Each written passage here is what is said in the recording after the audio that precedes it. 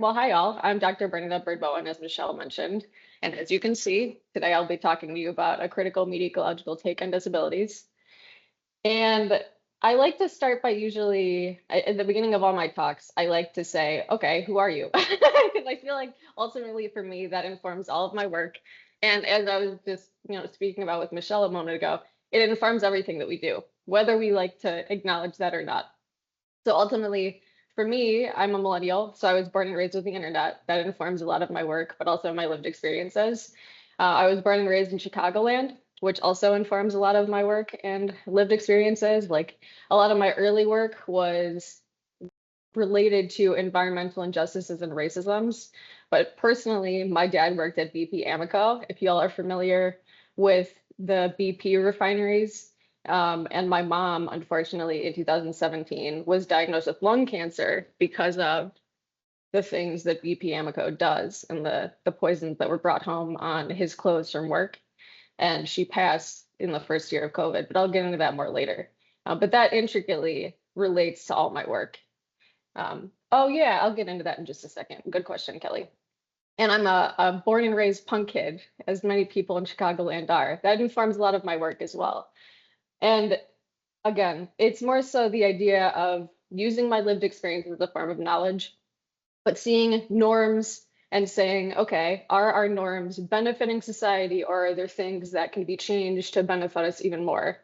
Relatedly, I'm also a non-binary neuroqueer person. I know y'all may or may not be familiar with either of those terms, but it means that my experience of gender doesn't fall into binary ideas, and I'm a late and left realized autistic person. So I didn't know that for my first 30 years. It relates to my talk today, so I like to be very upfront about that, especially now that I know at the age of 35, I learned about give or take 5 years ago because of the massive realizations about disabilities that haven't been known because of flaws of criteria and diagnosticians that I'll get in today in my talk.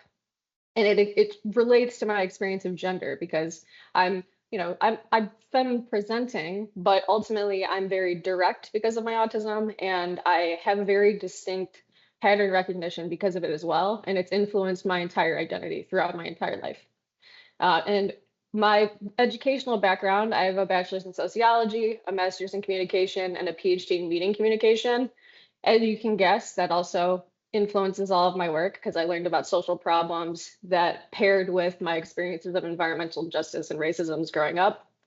And it also influenced my knowledge of the way societies have been built and the way that language has been used to build those societies, getting into the media and communication PhD, which just further extended that knowledge. When I say, to answer Kelly's question, I'm an ex-academic, I used to be a professor for the last 10 years. So I say ex-academic because I love traditional academia. And more particularly, as I promised in the little bio and description of this talk, I'm a critical media ecologist, which I'll talk about today, hence the name of the talk, A Critical Media Ecological Take on Disabilities. And most recently, I'm a TikTok content creator and author. So today, what I'll be TikToking to you about, if you will, is my research, what I've called the environment, the era since T19 has begun, and some takeaways. So, in other words, you could say my research is the idea that we are fucking machines. And excuse my language, I mean it as a double entendre. You'll see what I mean in just a bit. The environment being why are we like this? And some takeaways, what can we do about it? Which is the title of my newest book that I published in January. So to get a little bit into this, my background, like I said, sociology, communication, media and communication. So I started out learning about the way society functioned, but inspired by all of my lived experiences. Because like I said, as an unrealized autistic person, unfortunately, I've suffered. I really have, and many of us have. As a white person, I've both participated and been at the receiving end of differing discriminations, but realistically, it informs all of my research. And as a critical academic in particular, I look at these things and I say, okay, how can we improve society? In my PhD, what I did, which I started in 2018, so halfway through is when COVID hit, if it gives you any idea of how it shaped me. I fell into a field happily called media ecology. Have you all ever heard of media ecology? Anyone in the chat? Nope. Oh, okay. I know I always like to see. So have you all ever heard of Marshall McLuhan? He's a Nope. famous Canadian media theorist. Okay. And thank you for your honesty. So it's a very niche field, but if anyone from Canada may or may not be in here, he's famous for this phrase, the medium is the message. Media ecology is a lot of different things to a lot of different people. But for me, I've taken the traditional approach, which is focusing on media versus more of a content of a message kind of approach. And media ecologists say, okay, when technology is introduced into society or an ecology, if you will, it influences the entire ecology. So we look at technologies when they're being introduced and we say, okay, what's changed? What's happening? And in traditional sense, they mean that just in, anything from the English phonetic language to a system of power, anything in between, mostly like media, like we'd think of like telephones or computers or the internet or algorithms, artificial intelligence. And what I've done with some colleagues since 2019 is created critical media ecology, where we've added critical cultural studies into the field. Because unfortunately, a lot of my main question in my work, why are we like this, stems back to looking at the fact that these institutions and these fields, if you will, a very colonial kind of way of describing it, have biases that are built in because of the way the foundation of nations have been built. So, with that said, before I get deeper into that, the four or really three main tenets, the fourth one is more of a critical understanding. My three main tenets of critical media ecology are we only know what we know, everything becomes normal in repetition, and everything is connected. Because for me, it's not about being a traditionally elitist type of academic who like harbors knowledge and keeps the public from being able to access information. It's about making sure that people acknowledge, like we were getting at with Michelle earlier, that our lived experiences are a form of knowledge and that we can all tell stories to exemplify the ways that systems of power work. Because we're all born into a world that was here long before we got here. So our lived experiences should be acknowledged as a form of knowledge. So with that said, my research looks at this idea that we are fucking machines. And again, I mean that both in a relational sense, but also we have come to believe the human body is a machine. My research, specifically for my dissertation project, I looked at the global loneliness epidemic. I don't know how many of y'all are familiar with that, but basically it's this idea that we're lonelier than ever, or so research says. So we've been experiencing, maybe y'all have heard the term male loneliness epidemic. That's actually a very like singular version of it. It's a lot more complicated than that kind of narrative that's been spread, makes it out to be.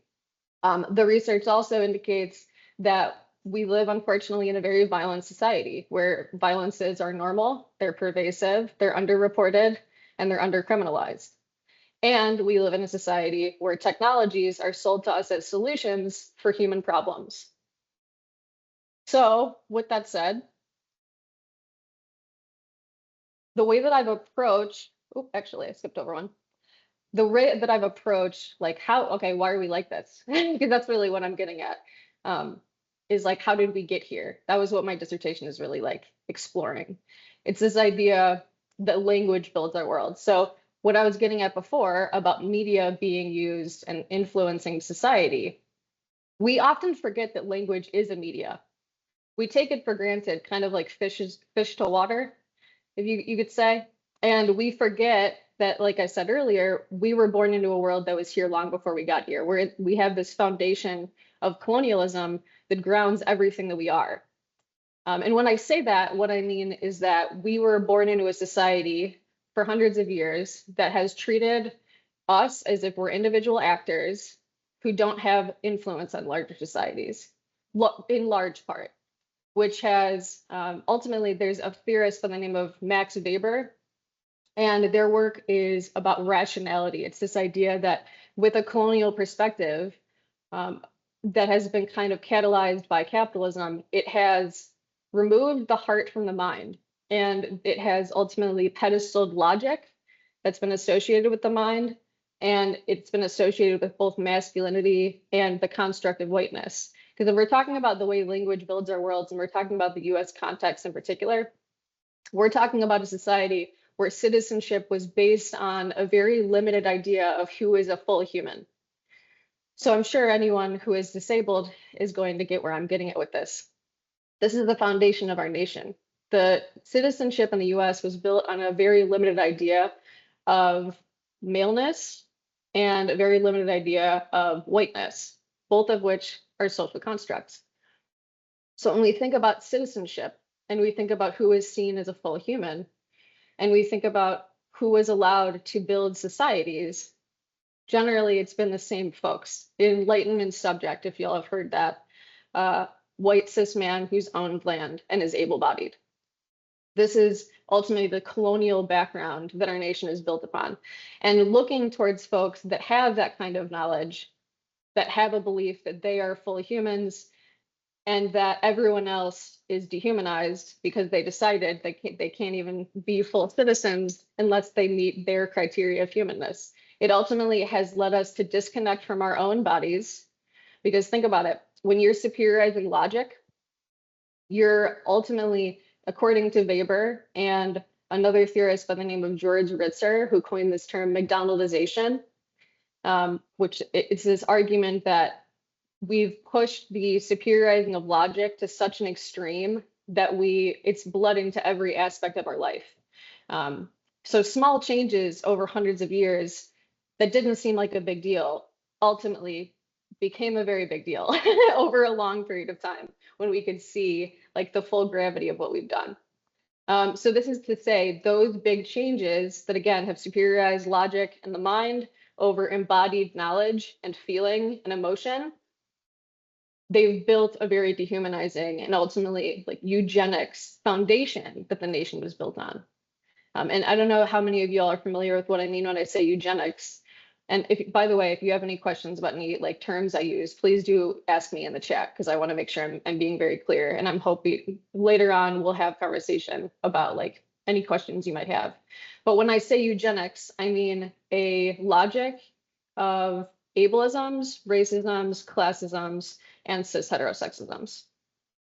So ultimately, this was built on top of with capitalist logics. Because if you think about it, colonialism, it treats the whole planet like an endless list of resources that we can use to our heart's content. There was a logic called manifest destiny, y'all might be familiar with, where basically it was this belief that colonial figures could come to this land and just use everything to their heart's content, including, you know, resources, including people, including all other beings. So ultimately what capitalism did is it put a price tag on all of that. And then over a very long period of time, until especially the 70s and 80s, that sphere, like that way of thinking and being and that lifestyle went globalized, and it's changed everything. So when we think about the real ramifications of this lifestyle, how did they go about doing that? They did it using language to build the world. The way that they did that is they made systems of education, ultimately, that act as a media, in my critical media ecological perspective. So colonial logics became biased practices. Remember how earlier, just a minute ago, I mentioned manifest destiny, the belief that you can use every resource to your heart's content. That was built on top of with eugenics. That was built on top of with a superiorizing of logic over emotion. And then we come from a religious kind of authority into a more scientific one. That's where we get logics of objectivity and then a profitability. And as it just all kind of has a ripple effect. So all of these logics, these colonial capitalist logics, become practices through trainings of education, looking to canonical figures that all said, well, this is how the world works. Because practitioners are ultimately the people who have been taught that educational, that lifestyle, those logics and practices, and then their actions reveal those same biases, whether that's religious leaders, whether it's medical professionals, whether it's politicians, the list goes on. Because, again, from a critical media ecological perspective, humans act as media in a society building process. And I say that both ironically, but also very literally, because when we think about the way that we exist in the world, we exist in a world that is ultimately running very machine-like. We've come to believe the human body is a machine, for better and for worse, because it's taught us a lot, but it's also forced us down paths of specialization. Think about it like this. Like if I was to zoom in my camera really, really close, you would see a really, really close-up image of my eye, but you would lose sight of the entire rest of the picture. And that's sort of what specialization does. Let me take a drink of water. So ultimately, we have a really, really good knowledge of something that's very specialized, but we lose sight of the interconnection of things. So with that said, because of the limited knowledge of these figures that have been built with these logics and practices, we have also lost so many other forms of knowledge because there's been missing humans, you could say, that has led to missing data. So if you're only humanizing one lived experience for most of human history, everyone else has quite literally been treated as if their experience is not a form of knowledge at all. And we see this by the same figures being pedestaled in canon. We see it in every institution, copy and pasted.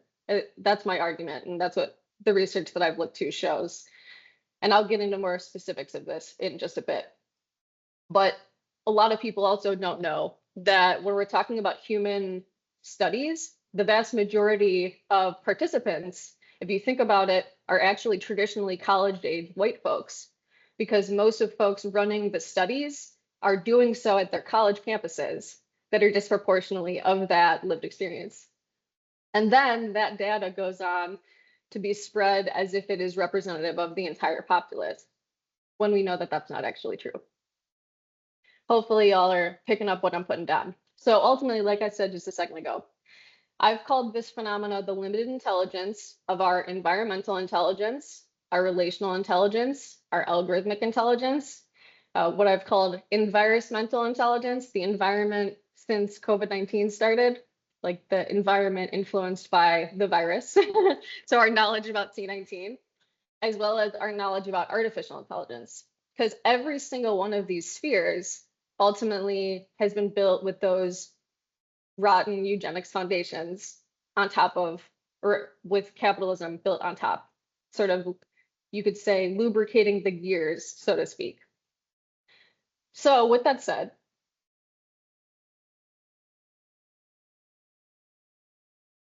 moving into the second part of the talk, the environment, as I just mentioned a moment ago, has broken down and broken through these very taken for granted logic and practices of our society, and they've revealed rotten eugenics foundations.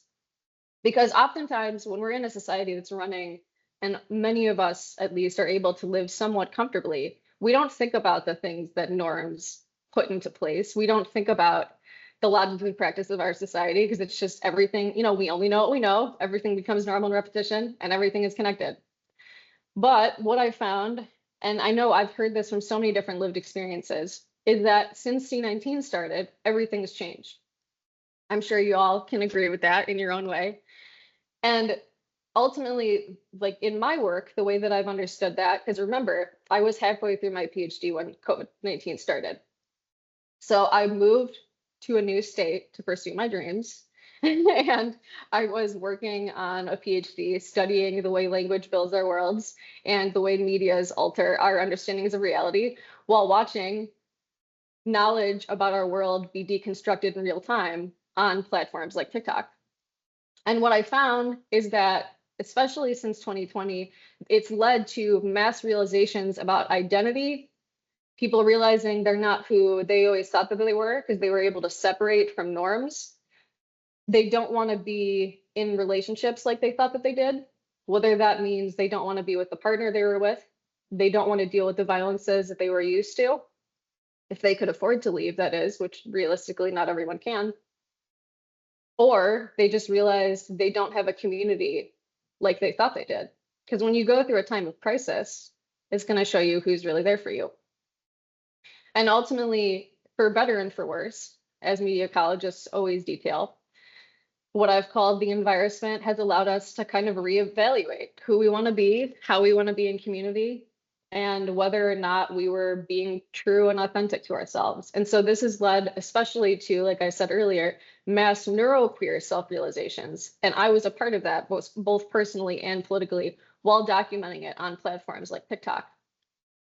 So what I found is that people are, especially folks assigned female at birth, they were coming out realizing that they don't identify as women, that they actually were autistic and were missed because the diagnostic criteria for autism, especially over the last 15, 20 years, there's been a lot of literature that's come out that shows that the criteria for autism was built around a young white cis boy. So most of us have been missed and have been suffering in silence. And it also didn't even catch all the young white cis boys that it claimed to. So the criteria itself was just flawed because it was based on things that canonical figures could observe about someone with autism without acknowledging the experience, the internal feeling experience of what autism can really be in its multiplicity. And this is just one example.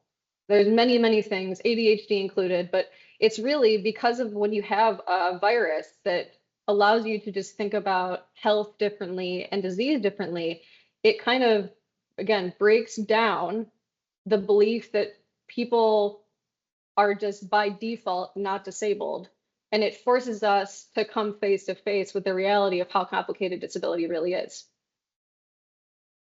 So when I say that, that has been a beautiful thing because it's allowed us to kind of take an audit, you could say, about what our society has been, who we've looked to as authorities, whether or not they've been doing us a service or a disservice, and how we want to move forward. But simultaneously, it's also led us to acknowledge that going on 6 years of COVID-19 research is also being largely ignored by global governments. To not belabor this extensively, I very deliberately looked at science communication because remember, I don't approach this as a virologist. I don't approach this as an immunologist. I approach this as a media and communication scholar who studies ideas of norms, the way media builds our reality, and the way that we come to know things.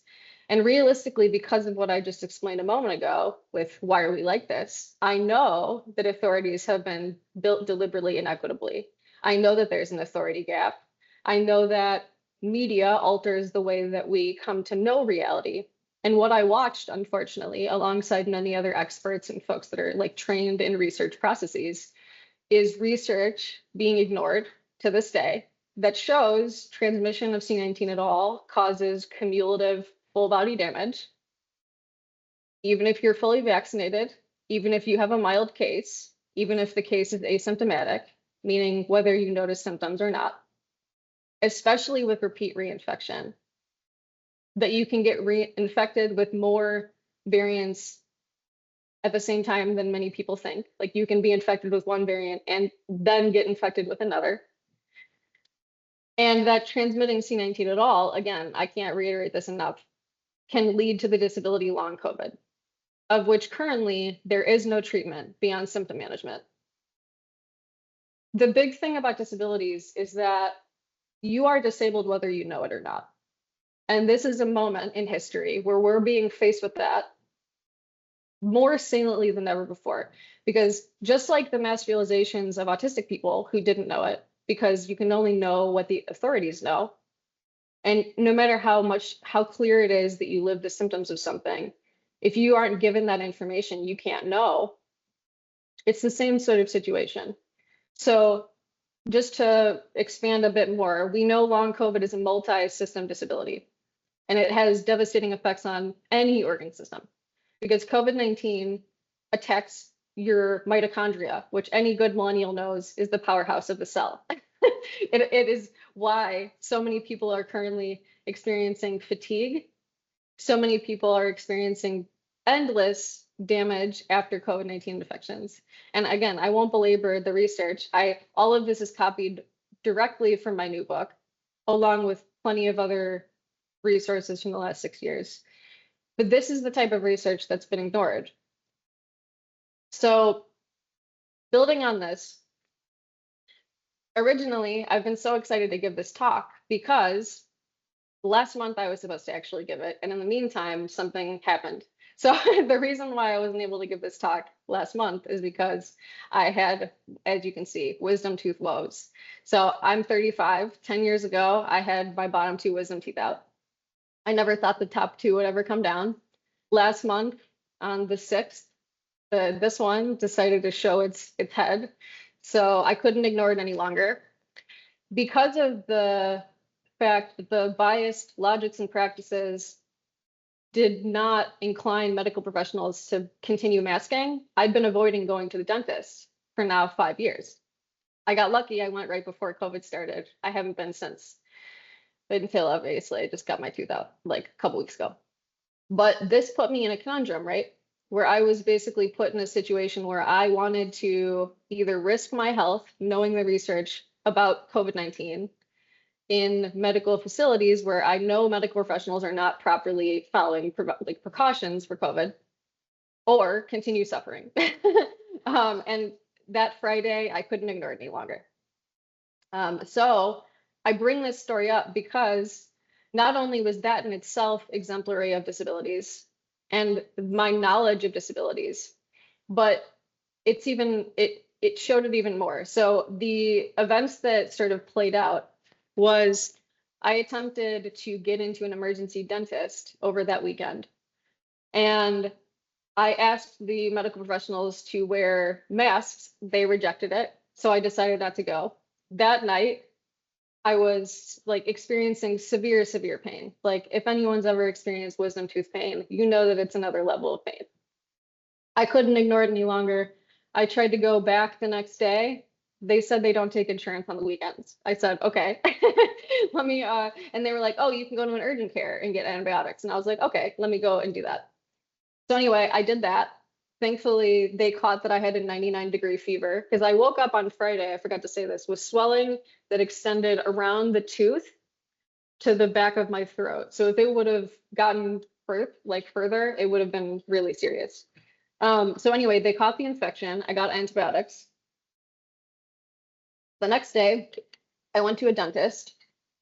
They noticed that because of the infection, if anyone's gotten an infection of a wisdom tooth, you know that a lot of the time, if you have a periconditis, which is swelling of the, the skin and the like your cheek and whatnot around the tooth, it's going to make it hard for you to open your jaw. It's called trismus. And ultimately, it would go away as the infection does. Okay, put a note in that for later. So ultimately, I went to the dentist and they noticed that I couldn't open my jaw wider than about a finger and a half, let's say, just for ease of access. So they didn't force my jaw open and they just took an x-ray of my mouth, They said, hey, your tooth isn't infected, it's just the skin around it. And then they gave me a referral to an oral surgeon. I looked for the oral surgeon. They weren't available until 2 days ago. And I said, I need to get this tooth out like as soon as possible. I'm in excruciating pain and I'm afraid that if I finish this trick of antibiotics, it's going to get reinfected. And I really don't want to deal with that because my wisdom tooth was poking out towards my cheek. So not only was it inflaming the infection further, but it was excruciating for me to even talk because I'd waited a very long time for this tooth prior to it actually fully exposing itself on that Friday. I'd been trying to ignore it. So anyway, this is to say I looked up other oral surgeons in my area and I really, really wanted to see if I might be able to get a surgeon that was a woman, just out of curiosity. I looked for 60 oral surgeons, all of the surgeons in my network. 4 of them were women. I said, okay, let me try to call up some of their offices. All of them work with children or were not available. So anyway, I called another office. Luckily, there was a consultation that was canceled that day, and I was able to get in. I went. Not only were they not masked, they made a big deal out of it when I asked them to mask. And during the consultation, they said, okay, we're gonna need to he tried to open my mouth basically. And without asking, I opened my mouth as wide as I could. And he said, is that as wide as you can open it or as wide as you're willing to? And without asking, he forced my jaw open. And I was in excruciating pain. So I raised my hand to indicate to him that I am not consenting to this. In fact, please stop. But I couldn't because he was forcing my jaw open. Yeah. And for anyone that doesn't know, you don't do that when someone has trismus. My dentist that morning knew. Um, anyway, there was an assistant in the room that saw it as well. And she looked shocked. And he ignored me. He kept opening it. It continued being excruciating. He sat down and said, "You're going to want to be asleep for this." And I said, "I can't be asleep. It's just me. I have to drive myself home." And he said, "But I'm going to, I can't numb all the way down here." And remember, I've had my two wisdom teeth out 10 years ago. I know that you don't need to numb all the way down to here. So I was like, why would I need to do that? He tried to sell me on this drug called Exparel. If anyone's heard of it or not, it's a pain medication that's submerged in your jaw, like in the place where they do the extraction. And it lasts for about 3 days, makes a lot of money for the people who sell you that drug. In fact, his entire office does not do procedures, I came to learn, without that drug, regardless of whether it's necessary. So anyway, I was shocked as someone who has lived a life of violence realistically and just had my consent disregarded completely by this oral surgeon. Mind you, I didn't think I could afford another consult. I didn't think that I could, I didn't think that something like this would happen to me, if I'm perfectly honest, after everything that I've learned. But that's what you hear from experts all the time who study systemic violences like this. We think that these things, like that we would be better able to advocate for ourselves. But I should know better than that. I know that things are more complicated. I know that I still have like a response to if someone disregards my consent like that. Anyway, I signed up after asking like more repercussions of this Exparel drug. And I wrote a letter about this experience to the Ohio State Dental Board. I wanted to read y'all a little of because it details the side effects of this medication that I think you might find really interesting. So again, this is a medication that this oral surgeon demands all of his patients take, and he doesn't disclose that before the consultations. It said, and this is a little pamphlet that they gave me. It says as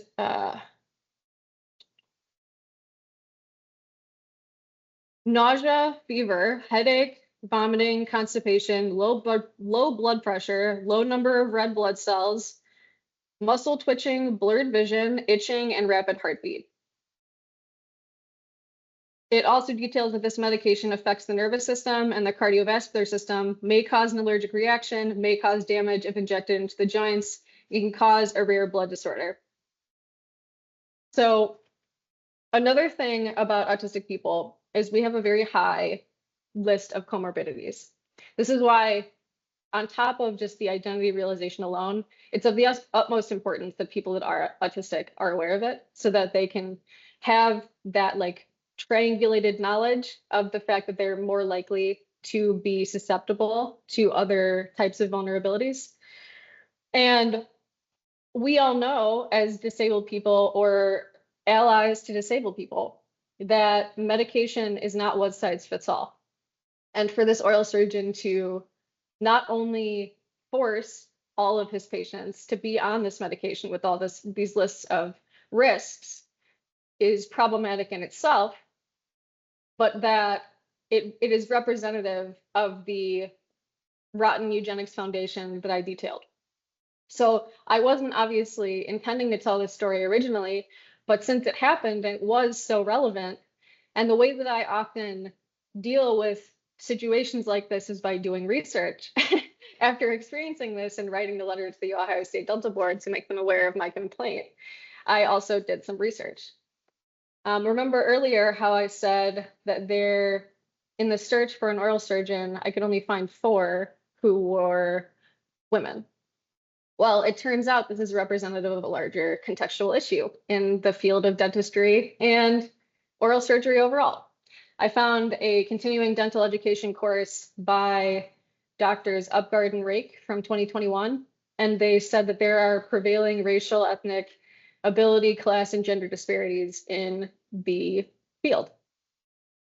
In fact, I know many of us have probably heard of the term food deserts, but turns out there are many deserts in a nation built so inequitably. There are also dental deserts, meaning we know that only about 3.8% of practicing dentists are Black. We know that the vast majority of folks who get PhDs at all are not Black. They say less than 10% of PhDs are Black in general, so it's no surprise that this low of a percentage of dentists would be Black. We know that folks in dental deserts are more likely to be Black or brown.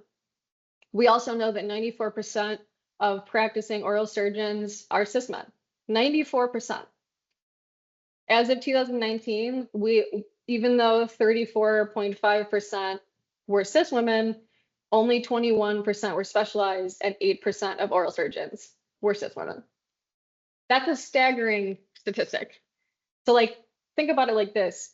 The reason why I'm sharing this is because only because of my educational privileges was I able to even contextualize the experience that I just detailed, to understand why I experienced it. Detailing the way my lived experience is a form of knowledge.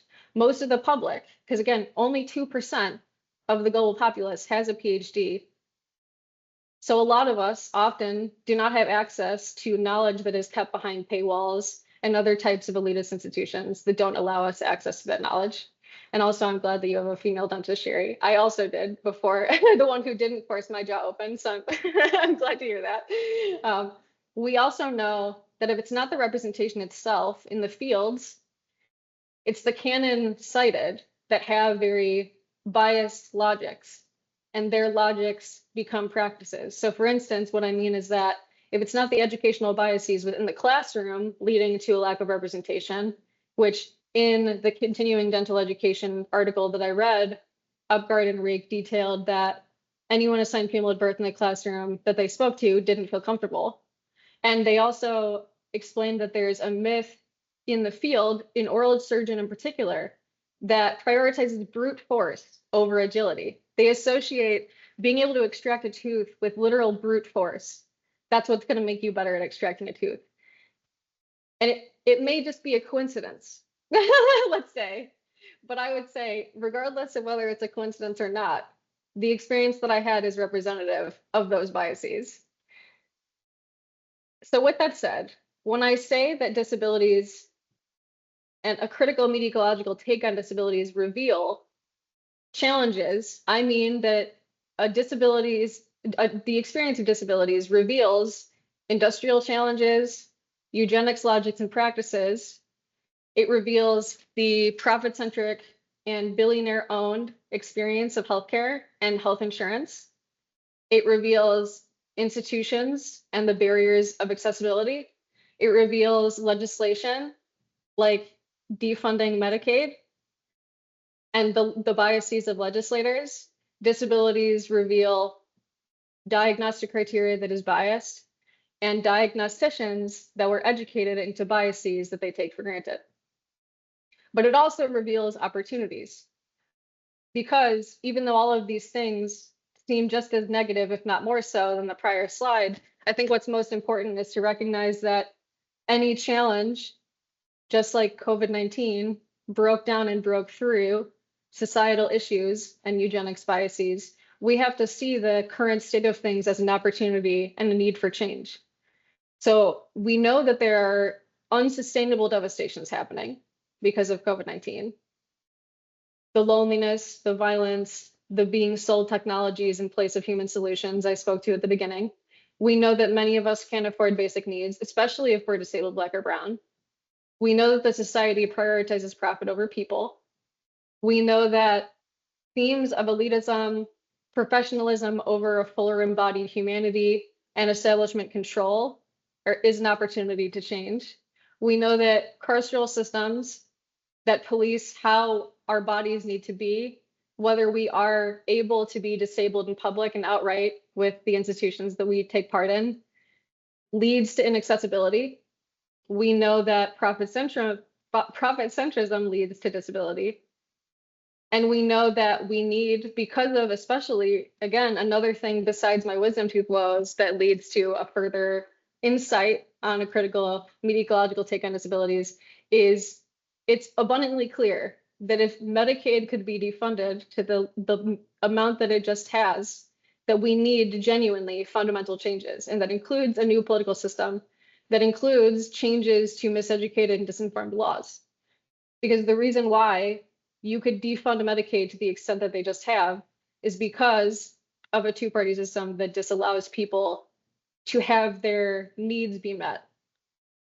And we know that the specialization of higher education goes on to train who becomes legislators, who becomes researchers, who becomes any other authority figure. And we know that it leads to reductive research, whether that's the participants, the findings, and the diagnostic criteria that comes out as a result. So this is to say disabilities enable us to remember that we were born into a world that was here long before we got here, that we deserve better, that we all have inherent value, and that we need to enliven historical erasure in this time more than ever, I would argue, so that we can acknowledge what we actually deserve and build towards a liberatory future where we all actually have what we need to survive, especially those of us that are disabled, Black, and brown. We know that everything that's been done, everything that's happening now, and everything that we can do in the future is a choice. Because humans act as media and society building processes. A lot of the time we talk about history as like it's an amalgamation of systems that just like acted on their own accord, forgetting that human beings were the ones that made those choices.